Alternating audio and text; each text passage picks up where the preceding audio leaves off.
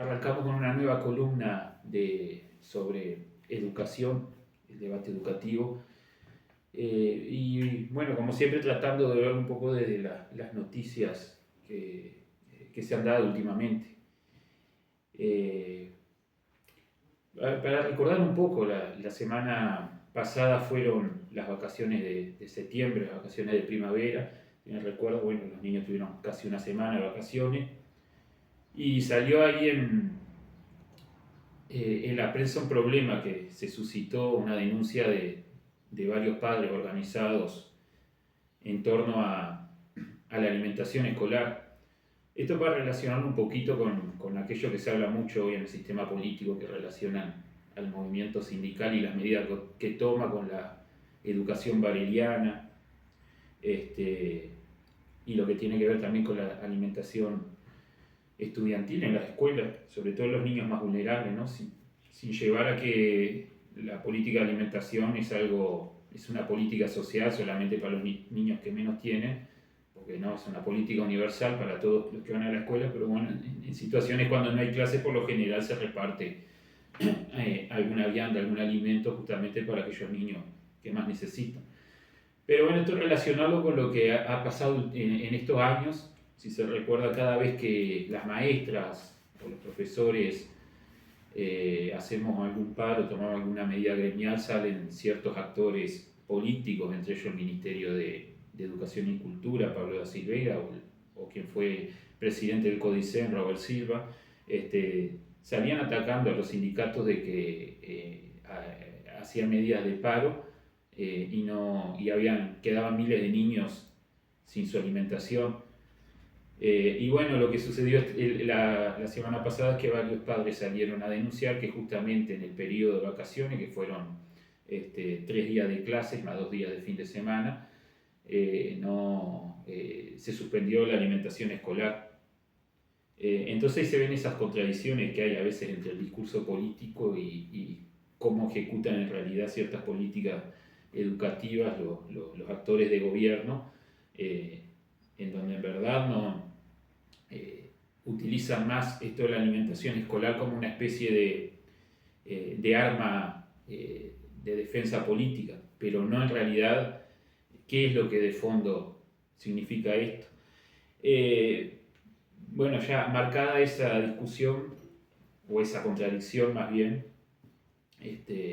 se puede ver algunos elementos que hay acá que tienen que ver justamente con estos retrocesos y con los recortes que ha habido en la educación pública, tanto desde el punto de vista de lo presupuestal, que en eso tiene mucho que ver la alimentación escolar, porque justamente esto de no repartir las viandas es un recorte presupuestal, no ejecutar ciertos fondos que tiene la ANEP para pasarlos a otro tipo de política educativa. Y bueno, acá tiene mucho que ver también lo que tiene que ver nuestra tradicional educación bareliana, ¿no? Cómo se ha utilizado de motín electoral y político la educación pública y se ha recortado no solo presupuestos, sino que muchos derechos tanto de los docentes, pero también de los estudiantes, ¿tá? Cuando se habla de educación bareliana, se habla de 3 principios que nosotros recordaremos: la gratuidad, la laicidad y la obligatoriedad, ¿no? Desde la escuela nos enseñan esos principios barelianos, que en este periodo de gobierno se han degradado mucho de estos 3 pilares de la educación bareliana. Para empezar, el que tiene que ver con la laicidad y también con lo que esto es inherente a la educación pública, ¿no? En la LUC, que ya mencionaba en otra columna anterior, tuvimos una discusión, bueno, sobre el proceso de privatización de la educación pública. Bueno, un elemento que se ve en la privatización tiene que ver con el cambio que ha habido en el Sistema Nacional de Educación, ¿no? Antes de la LUC, la ley del 2008, le llamaba Sistema Nacional de Educación Pública. La LUC cambió esto radicalmente y dejó su nombre Sistema Nacional de Educación así a secas, ¿no? En lo que antes este sistema estaba integrado por actores de la educación pública, en esta nueva nominación no es solamente un cambio de nombre, sino que justamente se elimina pública, o sea, se elimina la educación pública y se lo cambia por, o sea, sigue habiendo representantes de la educación pública, pero también se incorporan representantes de la educación privada, y eso ya es un cambio radical, no es menor eso. Eso es realmente un proceso de privatización. Y bueno, ahí entran representantes de los institutos privados, ya sea de colegios, de escuelas o de universidades privadas, tienen poder de decisión. También el rector de la UDELAR pasa a ser no fundamental, o sea, no explicita la ley que la universidad esté representada por su rector, sino que puede ser cualquier otro enviado por la universidad. Se incorporan también los centros policiales y militares, y bueno, se hace todo un nuevo sistema, este nuevo organismo que se llama Sistema Nacional de Educación Pública. Eso ya es un proceso de privatización, ¿no? Nuevamente para decir, bueno, cuando los sindicatos denuncian la privatización y dicen no, porque no se le entrega ningún liceo o escuela a una empresa privada, y no es así. Estos son los procesos de privatización de la educación pública. Ya de paso quiero mostrar acá un libro de la FENAPE, que esto es lo que nosotros utilizamos como fundamento, que ya lo había mencionado en la columna anterior, para tener una base académica, ¿no? Hecho por la Universidad de la República y también por la Universidad de Barcelona, en realidad por investigadores vinculados a esta, Mala Internacional de la Educación. Bueno, acá está el fundamento teórico sobre este proceso de privatización, que aparte es del año 2017, o sea, muy previo a que se aprobara la LUC, porque ya en las administraciones anteriores veíamos este proceso de privatización que es en realidad a nivel mundial, por lo tanto estábamos viendo cómo ya estaba empezando a impactar en Uruguay. Se termina profundizando con la ley de urgente consideración. Bien, y después, siguiendo en esta línea, lo que tiene que ver con la laicidad, ¿no? Ya no solamente hay actores privados, tanto que tienen fines de lucro y también confesionales, porque dentro de la educación privada en Uruguay hay muchos colegios, bueno, muchos actores que son religiosos y que brindan educación. Bueno, estos también están dentro del Sistema Nacional de Educación conduciéndolo. Y bueno, y en otros hechos que se puede ver esto, ¿no? Son hechos porque son cambios curriculares, donde nosotros vemos que hay una injerencia que termina afectando a la laicidad. Por ejemplo, recorte que han denunciado profesores de historia, profesores de astronomía, de filosofía. Fíjense lo que hoy en día, ¿no? Todo esto que hay, esta desinformación que hay en las redes, ¿no? El terraplanismo, los antivacunas, bueno, un montón de enfoques que son anticientíficos, que la ciencia van en sentido contrario a lo que la comunidad científica ha avanzado últimamente.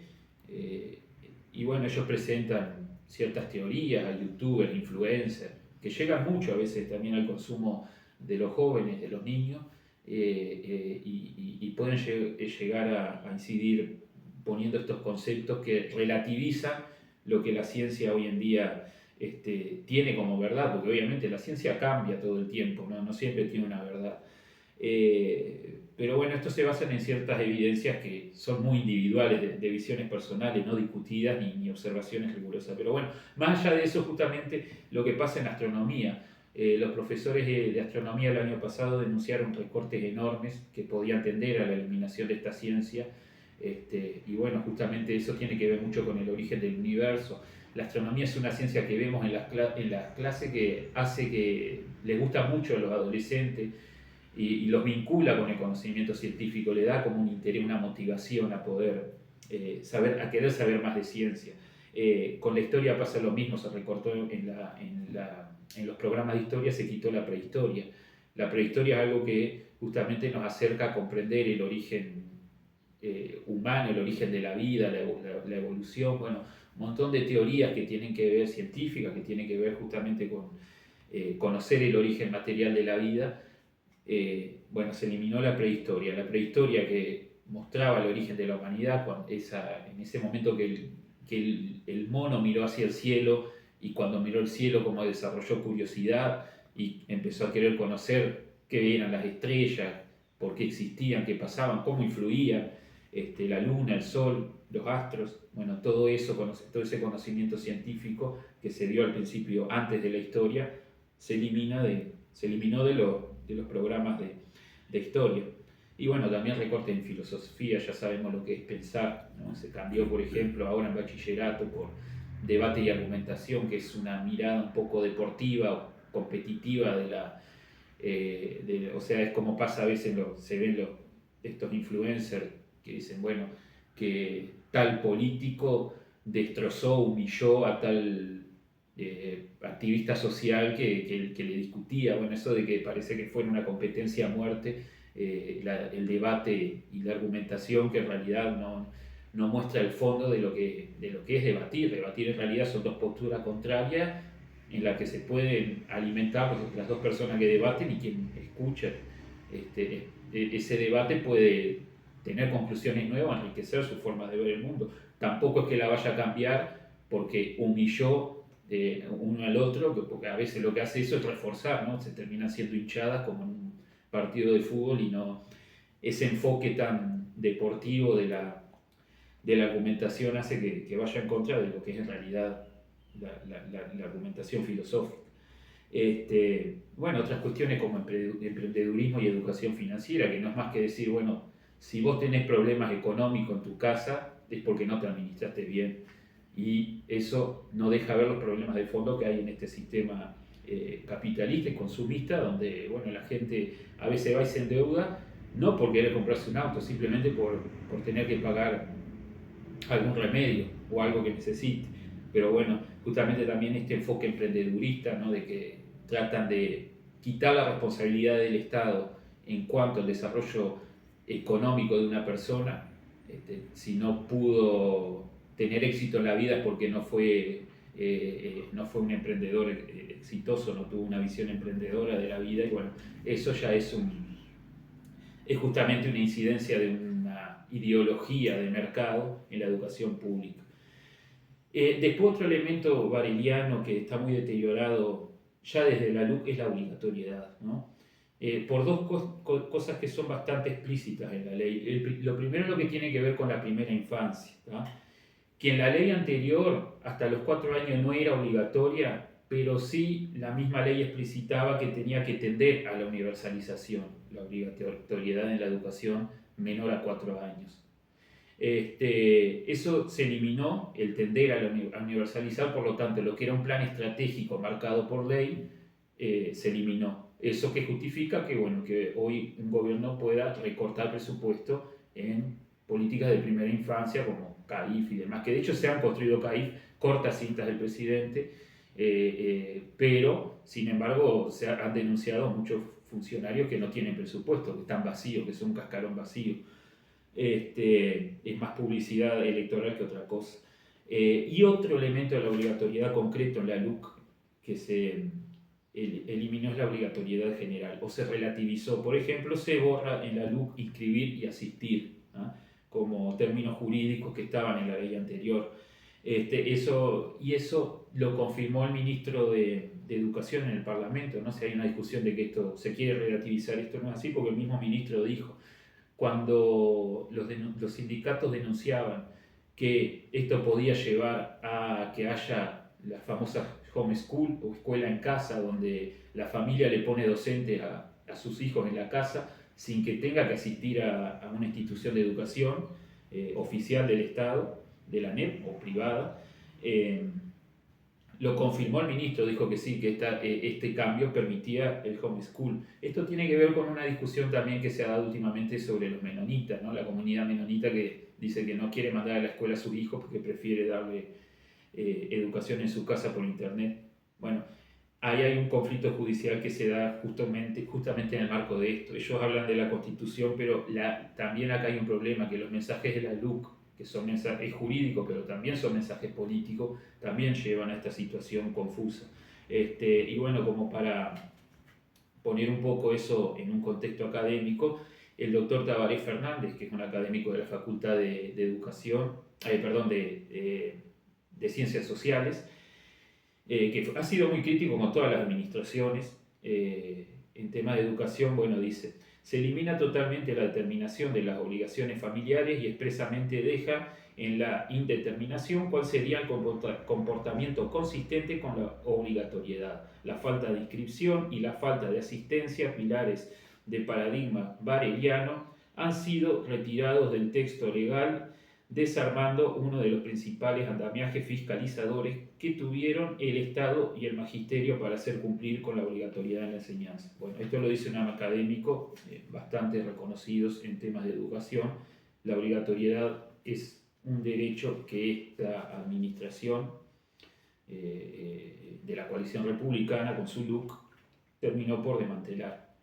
Y bueno, acá volviendo a la representatividad docente, al principio decía lo que tenía que ver con las vacaciones y que se ataca a los sindicatos con el tema de la alimentación, pero en realidad al final es la misma administración la que deja sin alimento a los estudiantes. Para ver si en realidad han perdido legitimidad a los sindicatos de la educación, como dice el gobierno. En realidad en las elecciones del CODICEM, donde vota el 100% de los docentes, ¿tá? Y se elige un consejero, ¿vale? Bueno, en este caso Julián Mazzoni y también la compañera Daisy Iglesias son los dos consejeros que tenemos los docentes en el CODICEM, electos por nosotros, por los mismos docentes, tuvieron el 2/3 de los votos, ¿tá? Son los consejeros que propusieron la FENAPES, AFUTU y la FUNTEP, o sea, son militantes sindicales, ¿tá? Y cuando se dice que han perdido legitimidad los sindicatos, bueno, acá vemos 2/3 que de hecho desplazaron a las listas de Robert Silva, ¿no? Robert Silva, presidente del CODICEM, que se hace campaña por la transformación educativa, está muy desprestigiado dentro del colectivo docente justamente por la burocratización del trabajo y todos estos recortes de derechos que hemos tenido de los docentes. Entonces, esta elección justamente, estos 2/3 que votaron a los sindicatos de docentes todos en elecciones obligatorias, afiliados y no afiliados, lo que demuestra es que en realidad los sindicatos siguen con muchísima legitimidad. Y las ATD sucede lo mismo, la ATD participa el 100% de los docentes. En todas las ATD se han celebrado asambleas técnicos docentes. En las ATD iniciales 240 fueron críticas, poco o muy críticas con la transformación educativa, o sea, votaron en contra de la transformación educativa. Solamente hubo 2 liceos favorables a esta transformación. Nuevamente los docentes están demostrando que en realidad esta transformación educativa y esta administración de la coalición republicana no tienen ninguna legitimidad y van totalmente contrarios a lo que es la educación como un derecho democrático. Y bueno, con esto se termina de cerrar, de confirmar que en realidad el movimiento sindical es defensor de la educación bareliana, la que todos los docentes defendemos y también toda la población en general. Y bueno, por eso justamente los sindicatos seguimos luchando por la educación pública, porque la educación pública es también lo que decía Artigas, es el principio de la pública felicidad.